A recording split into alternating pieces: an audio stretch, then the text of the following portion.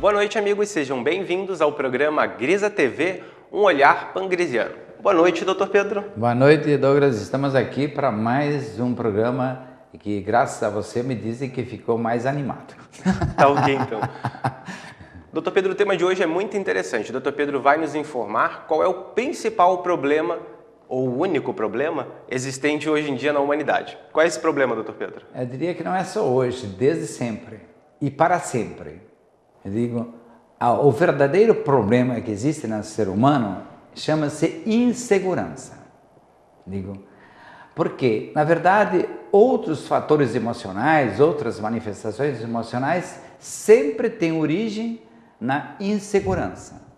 E como surge a insegurança? A insegurança surge quando a pessoa está diante de um perigo.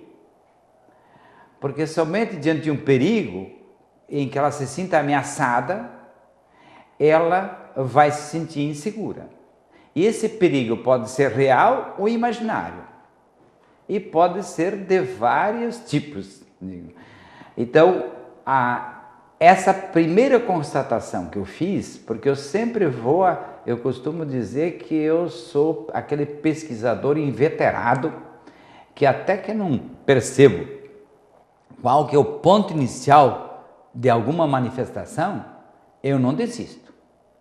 Tanto que no meu tempo de criança, como eu já contei aqui, eu comecei a perceber que a chegada de um nenê, inclusive lá em casa, que eu tive vários irmãos que nasceram depois que eu já era criança, digo, pelo menos 3, 4.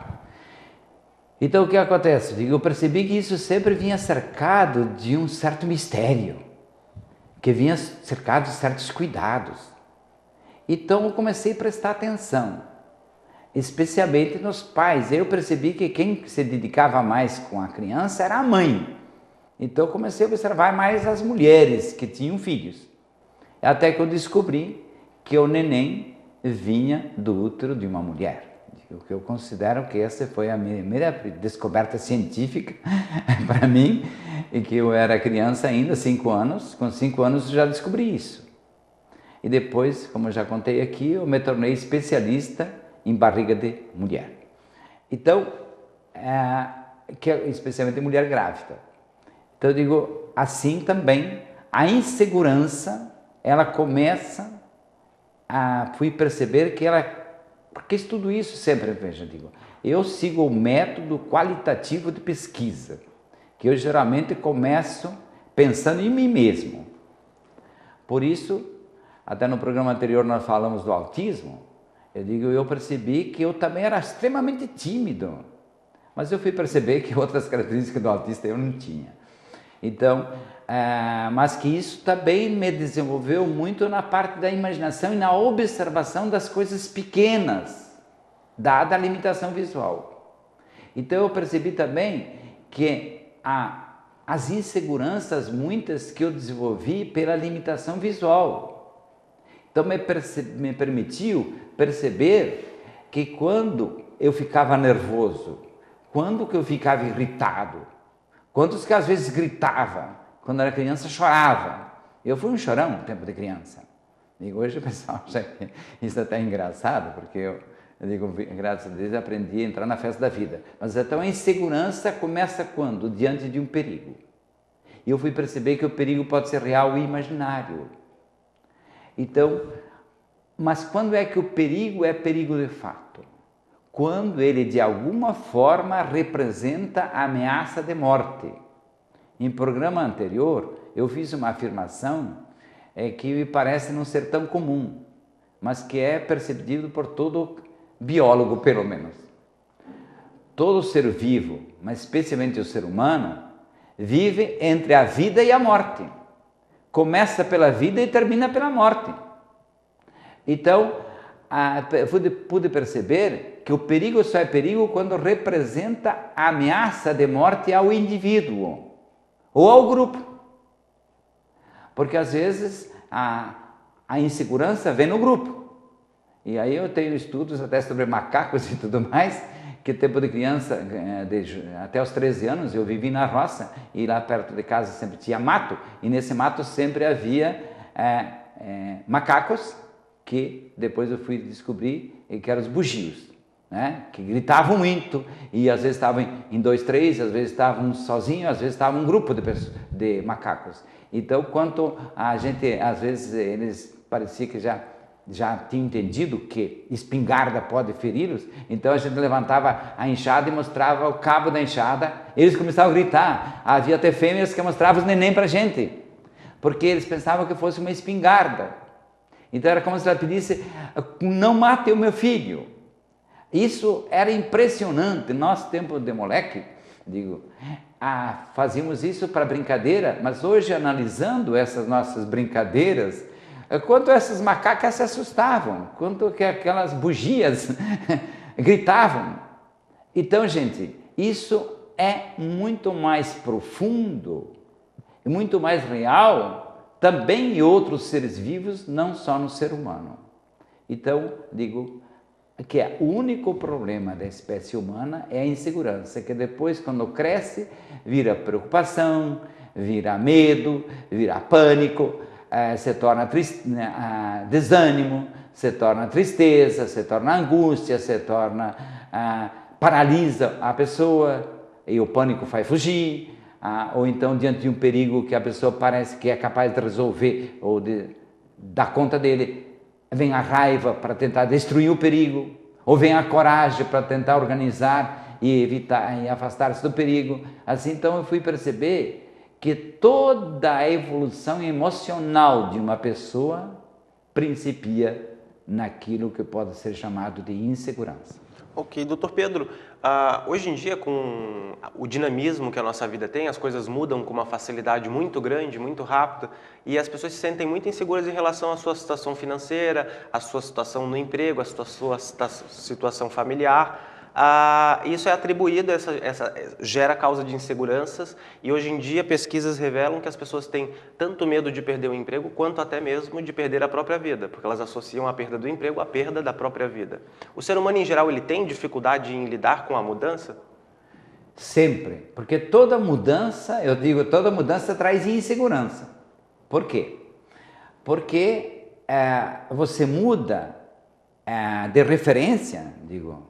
Se nós aqui, de repente, mudássemos o programa, não tivéssemos um João, um Fernando, umas pessoas, um Silvio, nos ajudando aqui no programa, digo, que estão lá escondidos, mas para nós eles são importantes, digo, a gente não se sentiria tão à vontade. Já nos causaria preocupação. Preocupação. Como é que vai ser o programa hoje?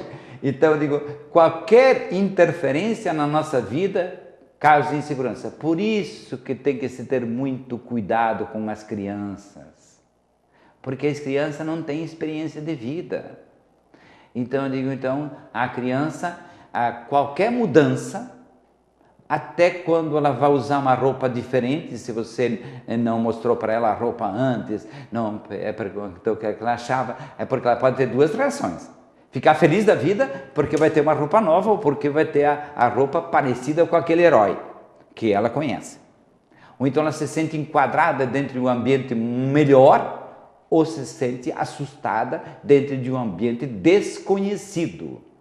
Porque uma das coisas que mais causa insegurança, eu digo que o ser humano sofre entre 7 fantasmas milenares. Eu já citei aqui.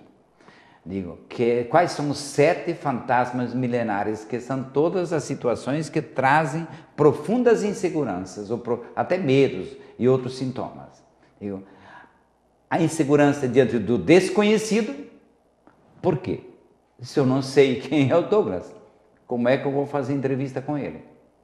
Ou como é que eu vou delegar a ele a possibilidade de colaborar comigo no programa e dizer para ele que, como o pessoal diz hoje, Grisa, o Douglas está te ajudando muito. E até há pessoas que dizem assim, o Douglas é muito inteligente. Eu digo, bom, eu vou cobrar dele depois dessa comissão. É a influência pela convivência, a gente vai pegando um pouco do conhecimento. Isso. Então eu digo, então nesse sentido, toda mudança, ela traz insegurança. Então, o desconhecido é o primeiro fantasma. O segundo, o mais grave, que eu digo que é até a pior praga do planeta, chama-se culpa. Porque culpado merece castigo. E castigo tem tudo a ver com ameaça de morte, especialmente quando é tortura e companhia. Depois é o bobo, porque se você passa por bobo, não sabe se virar numa situação que exige de você um desempenho melhor. Então, ninguém aceita ser bobo. Outra é o inimigo, porque ao longo da história da espécie humana, sempre se pensou que ali atrás da casa pode ter um inimigo. Eu lembro o tempo de criança, que a minha mãe, quando aparecia às vezes um gambá que ia pegar uma galinha lá no galinheiro para chupar o sangue no pescoço, ela ficava braba e tal. E o pai era ótimo caçador, então eu sei que o pai muitas vezes matou o gambá porque era nosso inimigo. Mas não só o inimigo, então é muito importante a vizinhança. Se você tem amigos lá no interior, lá na roça, digo, todos os nossos vizinhos eram nossos amigos e nossos protetores. Quando aparecia um estranho, logo ficava 3 ou 4 de olho, não era um só.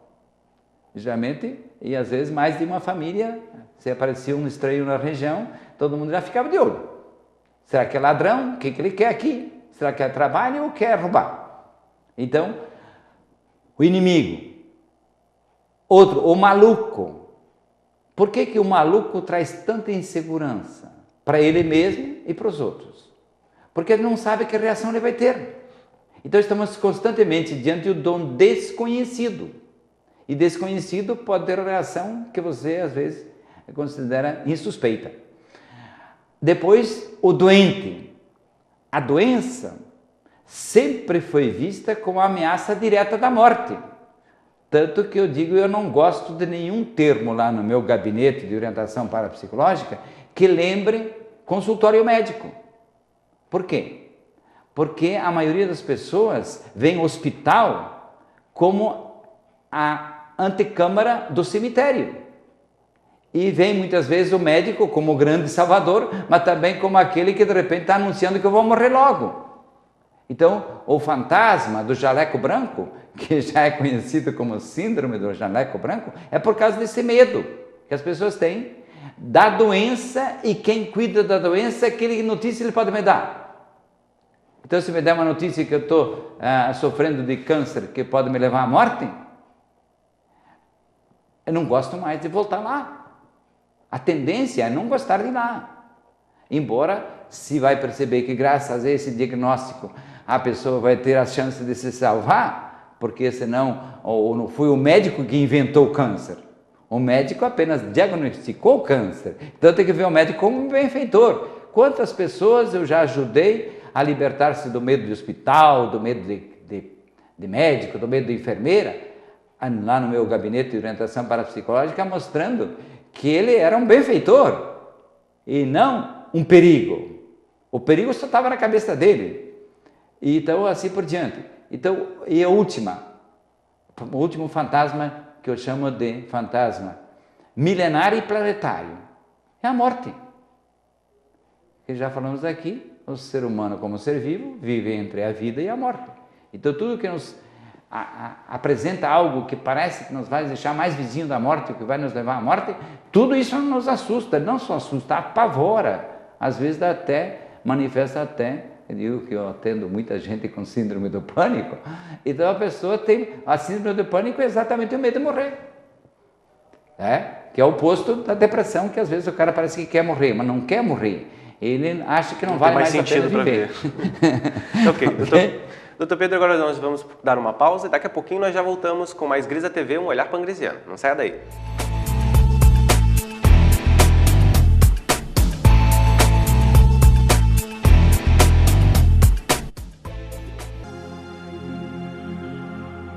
Há 15 bilhões de anos, segundo a teoria do Big Bang, o sistema solar começou a existir e a se organizar num conjunto de planetas, satélites e outros astros, sob a luz do astro-rei, o Sol.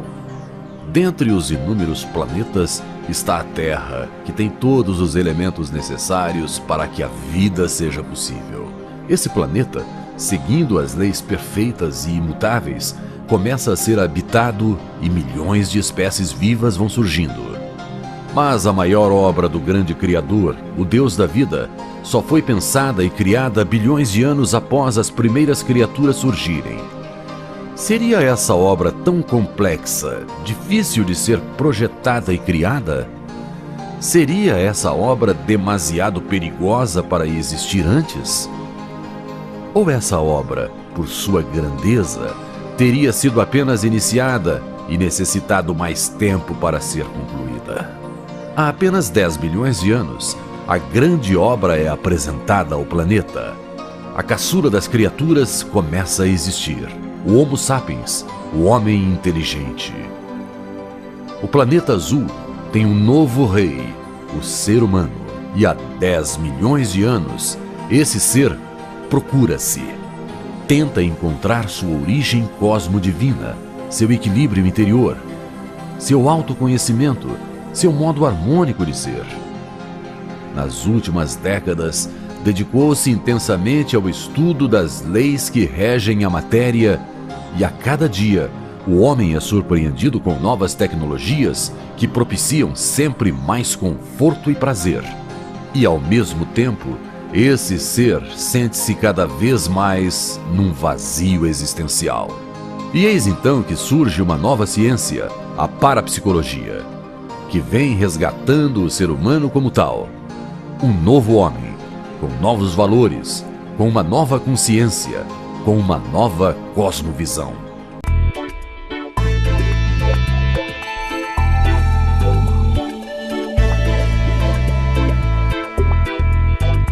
Estamos de volta com o programa Grisa TV, um olhar pangrisiano. O assunto de hoje é insegurança, que segundo o sistema Grisa é o único problema da espécie humana. Doutor Pedro, queria que o senhor comente uma afirmação sua, a de que todas as maldades e violências de qualquer natureza, tudo se origina do medo de morrer. Exato, porque eu digo, ninguém mata por coragem, só mata por medo e medo de morrer. Porque se ele tem medo de ser preso ou medo de fazer alguma coisa, ele já mata. Por isso que hoje tantos adolescentes extremamente inseguros, porque não tem a referência nenhuma que ele se sinta capaz, porque até por ter protegido aí por outros motivos, ou porque se sente ameaçado de tudo que é lado, ele mata mesmo. E até, como já falei aqui, pode até matar pais e avós. Ok. Doutor Pedro, quem possui competência para garantir sua própria sobrevivência não precisa furtar, não precisa roubar. Muito menos precisa pedir ou exigir esmola dos pais ou do país e seus contribuintes. Explica isso para a gente. Bem, veja, digo, a pessoa que tem competência para conquistar os bens necessários à sua sobrevivência, e volto a insistir, o que já falei aqui em outros programas, criança tem que aprender a trabalhar, não como escravo. Não como aquele que o trabalho impede ele de estudar. Mas eu digo, mas tem que aprender a ser útil ao grupo no qual ele está inserido. Então, criança tem que ajudar em casa, sim, senhor. Não ser a responsável única pela casa. Eu digo, mas eu fui responsável único pela casa durante boa parte do dia. É quando meus pais iam trabalhar na roça, etc. Eu não considero que eu ter sido responsável até, não só pela casa, para limpar a casa, para cuidar do feijão que estava cozinhando, para cuidar das minhas irmãs pequeninhas. Eu digo, eu fui responsável por tudo isso sozinho, desde os 6, 7 anos. Digo, e fui fazendo esse papel praticamente até os 13. Digo, então, tudo isso me deu muita competência para eu depois saber que se eu precisasse eu poderia me virar sozinho, porque eu tinha me virado fazendo os serviços de casa, colaborando com a minha mãe, colaborando com o pai, etc. Digo, então eu sendo babá, então eu sabia quanto eu podia contribuir e isso me deu confiança. Por isso que quantas vezes as pessoas dizem, sim, Grisa, mas quando você fica falando dessa fantasia de que você era gago, de que você era magricela e por isso ganhou 10 apelidos e que você era isso e aquilo, dá a impressão que você veio... Digo, eu vim mesmo, tudo isso foi verdade em minha vida. Mas também eu tive, os grandes benefícios, até da minha mãe, que dizia, Pedrinho, já fez o que te mandei fazer? e vinha com a vara. E depois eu corria para fazer o que a mãe havia solicitado, porque eu não queria ganhar mais varada no traseiro. E aí o que acontecia? Depois eu via a minha mãe contente com aquilo que eu havia feito. E aí eu aprendi a desenvolver minha competência. E quem tem competência para fazer coisas boas para si e para os outros, recebe o maior benefício, que é a alegria, a satisfação da vitória, a saber que contribuiu de alguma forma para o bem-estar dele mesmo e de outras pessoas. Isso é o melhor pagamento. Então eu digo, essa questão é fundamental, porque quem tiver competência para conquistar os bens necessários à sobrevivência, hoje nós só conquistamos através do dinheiro, então tem que ter trabalho, tem que ter emprego, tem que ganhar dinheiro. É a forma que atualmente nós estamos envolvidos, digo. Mas eu tive outras tantas formas de ganhar o pão nosso de cada dia, porque eu sou filho da roça, digo, era de família onde a natureza contribuía muito, eu digo, também a gente colhia fruta no mato, era uma festa quando a gente encontrava um pé de jabuticabeira no meio do mato carregado de jabuticaba madura. Aquilo era uma festa. E a gente nunca pensava em comer só nós, irmãos. Às vezes nós estamos em 3 meninos, e que achavam isso, a gente procurava encher o chapéu para levar para casa para a mãe. Levar até para o pai, que era muito exigente em relação à fruta. Então eu digo, mas isso para nós, a alegria maior era dizer que nós tínhamos achado uma coisa que era benéfica para todos. Então tudo isso, gente, a criança de hoje está privada. Especialmente quando a educação estúpida do Brasil fica dizendo que criança não pode trabalhar. Criança tem que trabalhar. Mas não precisa ser escrava, não precisa sofrer com isso, não precisa ser bloqueado o caminho dela da escola, tem que ter o caminho aberto para a escola, e melhor ainda se associa a atividade benéfica para si e para os outros com atividade de aprendizagem. Tudo isso é fundamental. Porque, doutor Pedro, em termos de números, os pesquisadores paulistanos em São Paulo fizeram a seguinte pesquisa. Eles foram para a rua e fizeram uma única pergunta para as pessoas que passavam. Você tem insegurança? Sim. 91% das pessoas responderam que sim. Depois eles fizeram uma nova pergunta para essas pessoas, né, para verificar qual era a origem dessa insegurança. Apenas 56% relacionaram a causa da insegurança à violência. As outras não sabiam dizer por que se sentiam inseguras. Os outros 40 e tantos %, mas admitiram que se sentiam inseguras naquele momento. Então veja, por quê? Insegura até por causa do trânsito. E se for olhar, o trânsito também é uma violência. Mas não é violência se você sabe observar qual a sua hora de atravessar a rua, e não atravessar a rua como galinha espantada. Eu digo, então, existem muitos fatores de insegurança. Insegurança até porque não sei se eu estou indo para o emprego, não sei se eu vou chegar lá e o patrão não vai me mandar embora.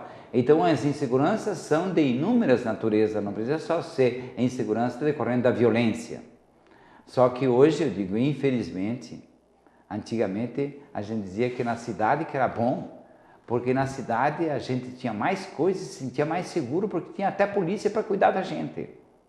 Hoje, a gente não sabe nem se é a polícia para cuidar da gente. Tem gente que tem medo até da polícia. Exatamente. Mais ainda, até se dizia para as crianças, cuidado que a polícia te pega. Né? É uma forma errada de ensinar a criança. Mas às vezes as mães, na hora do último recurso para fazer a criança obedecer, apela até para esses fantasmas, que cria-se um fantasma novo. Então agora, eu vejo que a cidade não tem mais nada a ver com a qualidade de vida que tinha quando eu era adolescente. Ok, doutor Pedro, já respondemos a pergunta por que insegurança é o nosso único problema, também já descobrimos a origem dela. Agora eu queria que o senhor falasse de forma prática, objetiva para os nossos telespectadores, quais são os caminhos que nós temos à nossa disposição para se libertar dessa insegurança. Bem, veja, o primeiro caminho é perceber que perigo está diante de você, que perigo está te incomodando. Eu digo, porque com isso eu fiz autoterapia fantástica na minha vida, porque, eu digo, então o que acontece? Você percebendo de onde vem a insegurança, tem que prestar atenção nos seus sentimentos, tem que prestar atenção no que aconteceu à sua volta, e aí você passa a perceber às vezes que a insegurança não tem nada a ver. Então muitos fantasmas, que eu chamo de fantasma, tudo que causa insegurança ou causa medo, são decorrentes de informações inadequadas ou porque você olhou de um ângulo não adequado. Então eu digo, mas a forma mais simples para treinar é você repetir pensamentos positivos, como sou inteligente e sou capaz, tenho coragem e tranquilidade e sempre me sinto maravilhosamente bem diante de todas as situações. Esse pensamento, quando eu dei uma vez para um rapaz, lembro ainda, um rapaz, acho que entre 18 a 20 e poucos anos, ele dizia, professor, quando o senhor me disse para eu repetir, sou inteligente e sou capaz, tenho coragem, tranquilidade, ele disse, a grande descoberta foi que o senhor disse que eu era inteligente e capaz.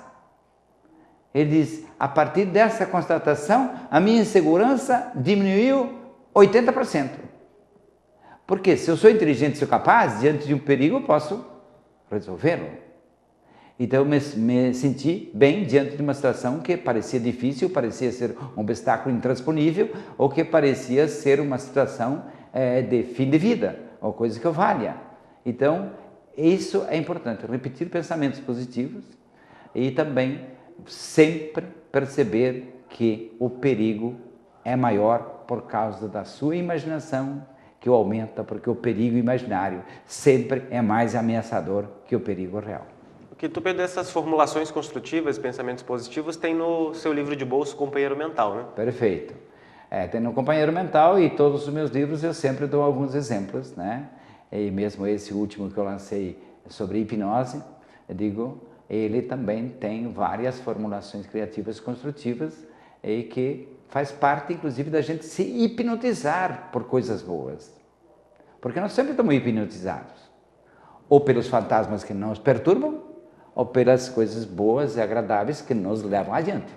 Então, nós estamos sempre diante. Então, eu digo, cultivar a nossa mente, criar imagens positivas, botar uma fotografia lá de um grande sucesso que você fez, eu digo, ter um álbum de fotografias, hoje é tão fácil fazer fotografia.